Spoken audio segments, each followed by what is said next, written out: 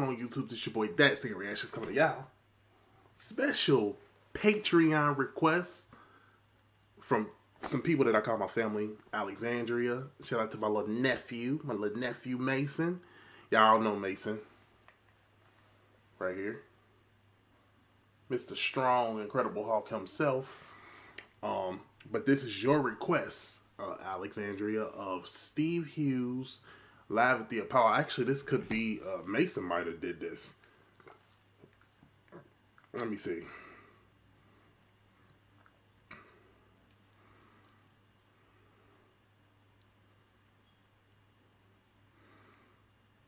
Okay, Alexandria. Much love to the Garner family as well. All right, well, let's see what's going on. Don't forget my Patreon is in the description. By the way, I've never heard of this guy, Steve Hughes. Don't forget my Patreon is in the description where you get exclusive access, early content, and special requests. PayPal and CashApp is closed for new requests, but I will let people know when it is open. Also, your boy has a P.O Box. Feel free to send me whatever it is you would like to send me. And when you do, let me know. So yeah, let's jump into this and see what's going on. I love funny. So if this is stand up, yes. Because I think it's important for people to know you don't just got to send me music.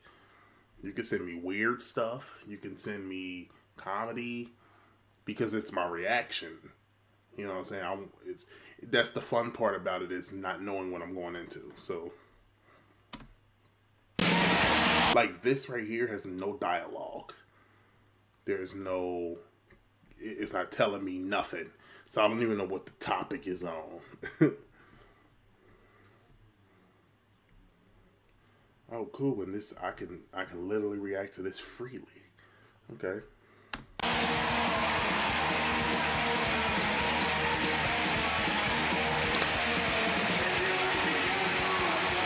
It looks insanely familiar.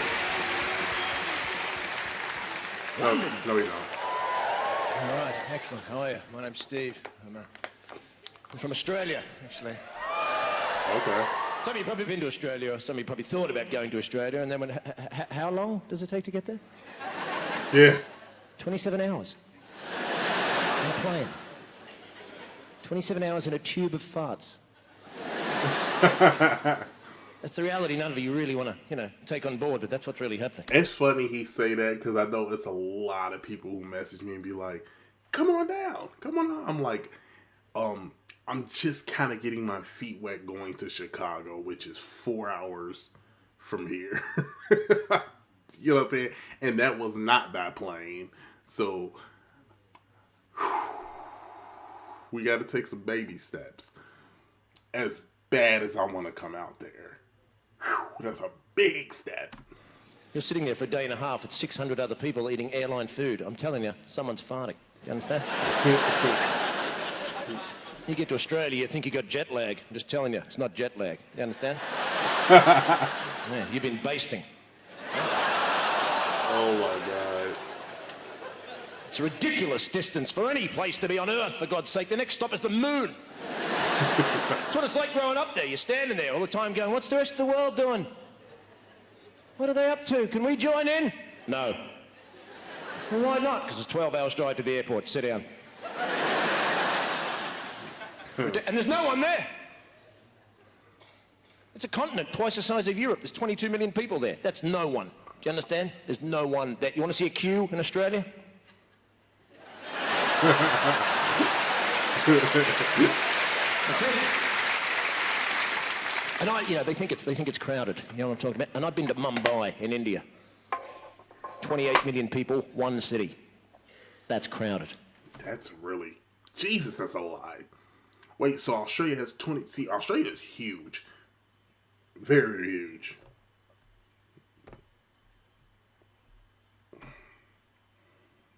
And they think it's crowded. You know what I'm talking about? And I've been to Mumbai in India.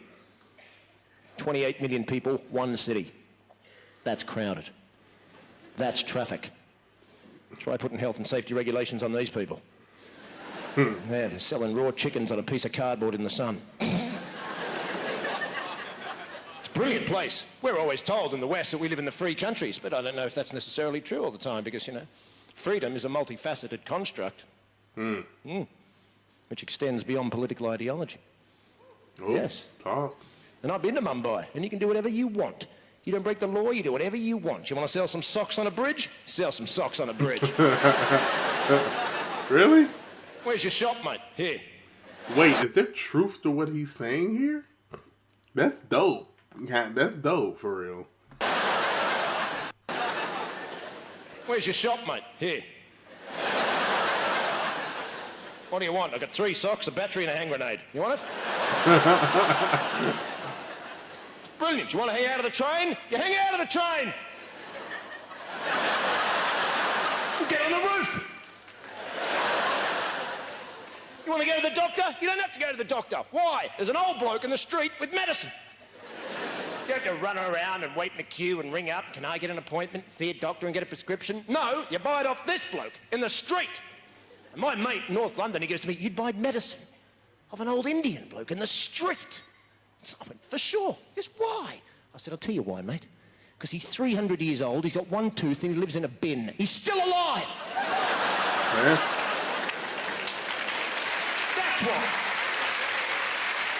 What's your secret is what he's saying. He knows shit. Should I trust him or some bloke in Muswell Hill with 6 mortgages?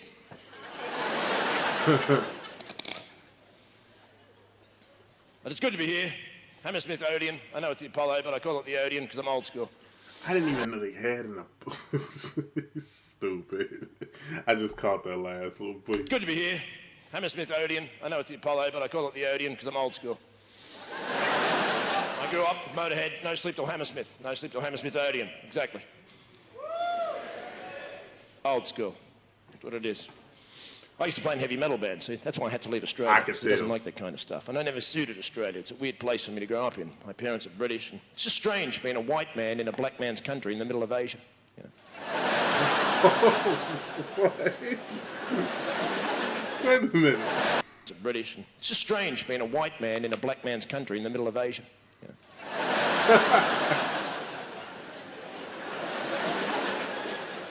And the culture's strange. I never suited it, you know.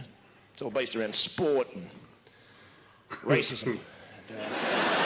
People told me about that. I wasn't very good at either of them, you know. I didn't know what to kick, you know. And, I didn't know what to kick, you know. And, wait, what did he say? I wasn't very good at either of them, you know. I didn't know what to kick, you know. And, what did he say? yeah.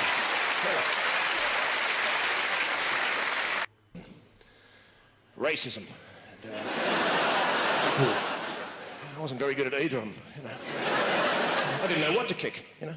And, I want to know what he said so bad right there. Did he say, I didn't know what to kick? Is that what he said? And, I wasn't very good at either of them, you know. And, you know, it's all based around sport and racism. And, I wasn't very good at either of them, you know. I didn't know what to kick, you know. And,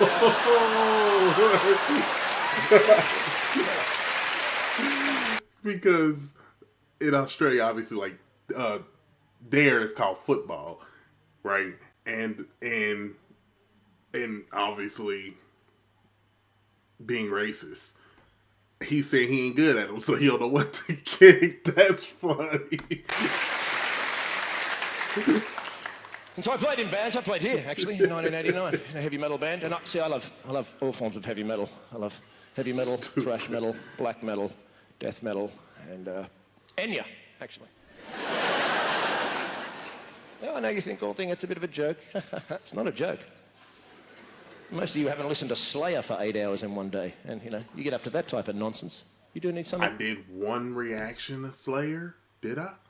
Let me check. Hold on. Because I've done Slayer before. Yeah. Raining Blood.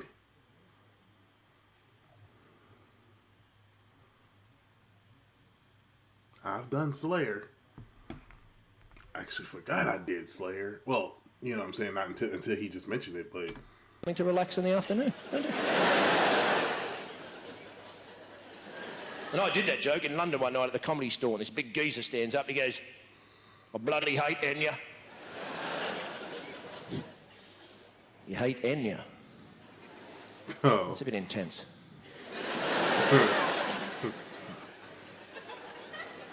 George Bush is alive. Yeah, George Bush, Dick Cheney, Condoleezza Rice, Tony Blair, Donald Rumsfeld, Henry Kissinger. See, these are globalist demons. And this is Enya. Yeah. Yeah. You see what we going through. Like I said before, we went through something with a whole bunch of presidents. George Bush was terrible. He was terrible. Yeah, I'm talking about. I mean, if you're going to hate positively. How can you be upset with Enya? Really, it's just silence coloured in.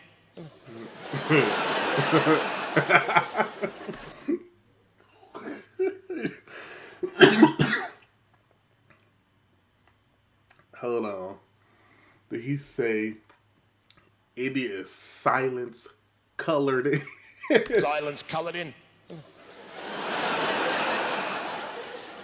Oh my God. So it is like being upset with a waterfall. He said Looking at a flower open and go, that's disgusting. He said And recently, we had a brilliant time. Recently, I just did a comedy gig at a heavy metal festival in Derbyshire called Bloodstock. And to tell you people the truth, I don't even know why they bothered getting comics to do the festival, because what they've done, like most things, have become corporate. They stuck a theme park, like rides, within the confines of the ground, so people would have something to do besides bands, right? But that made me think, why did they even bother getting comedians? Because I've got to tell you people, there is nothing funnier than a goth on a dodgem. You understand?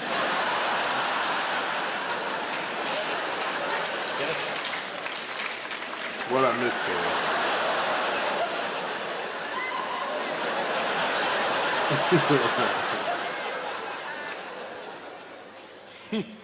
And they got us out of London for the weekend because that was the time you were having your riots running around.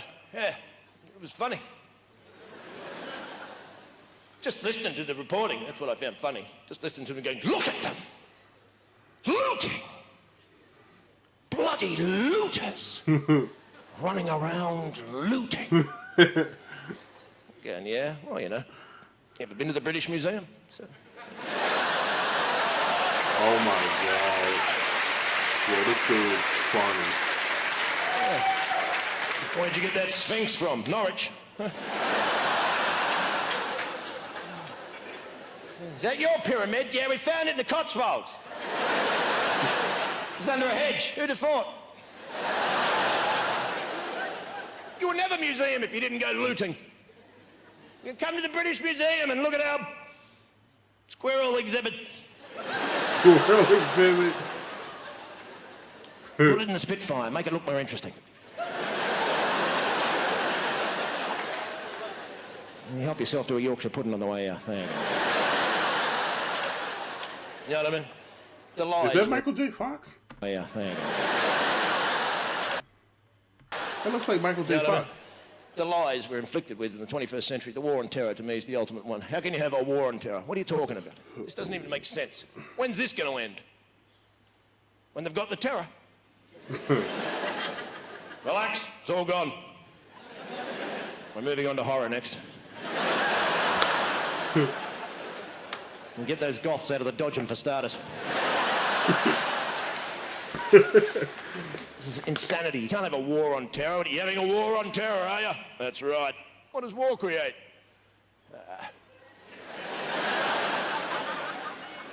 Terror. Exactly. So you're having a war against the consequence of the actions you're involved in. Make it make sense. Yeah, but you know, ours is good terror. It's good, peace, freedom-loving terror, you know. Right, that would be the excuse. Let's say, for instance, you take him and he actually asked that question.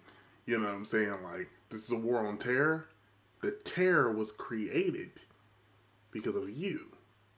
So, how does that work? And like he said, if it was an excuse to be, well, ours is good terror. Like, kind of like terror light, you know. Terror, you know. Kind of like terror light, you know. Sort of a diet terror. You know. Sort of, I can't believe it's not terror, you know.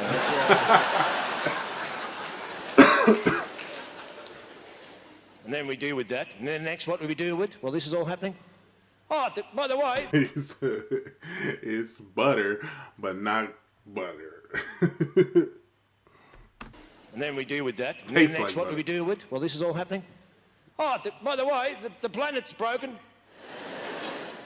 It's all warmed up. Oh, man.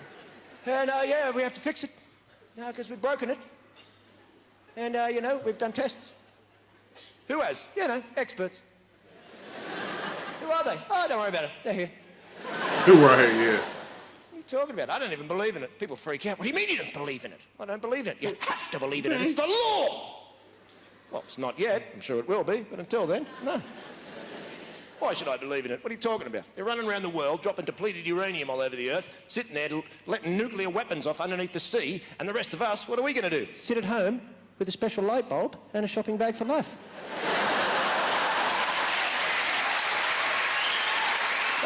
Well,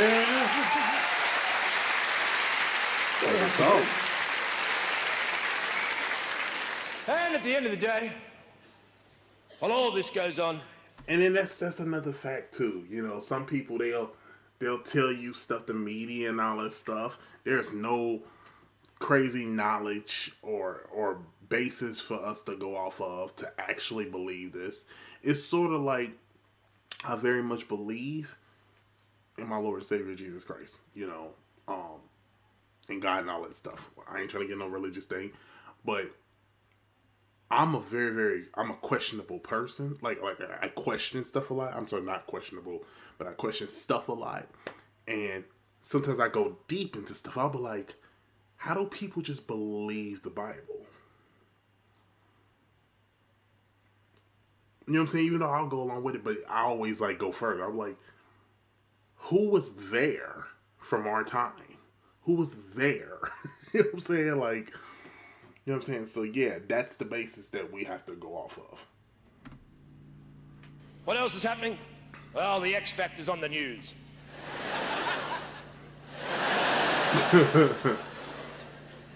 This is not normal.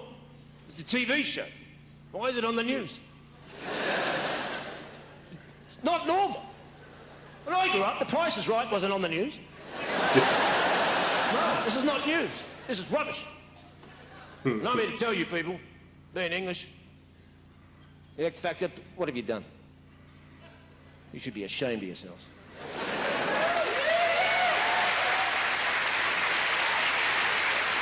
You should stop it.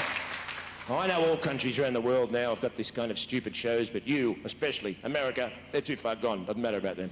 You, what are you up to? You can't have the X Factor. You can't watch the X Factor. This is England. You made Black Sabbath, Judas Priest, Iron Maiden, Venom, Motorhead, Def Leppard, Deep Purple, Led Zeppelin, the Rolling Stones, The Who, The Beatles, The Smiths, The Cure, The Damned, The Jam, The Police, The Sex Pistols. Jesus, he just went down a lot. Iron Maiden, Venom, Motorhead, Def Leppard, Deep Purple, Led Zeppelin, The Rolling Stones, The Who, The Beatles, The Smiths, The Cure, The Damned, The Jam, The Police, The Sex Pistols. That's crazy.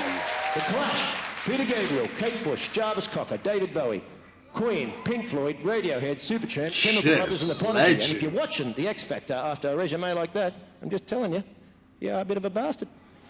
Exactly.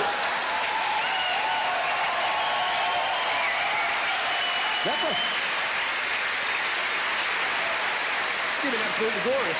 Hope you have an excellent time. See you later. Cheers. I like him, bro.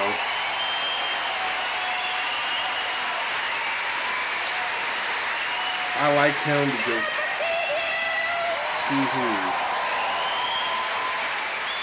I like him for one big reason.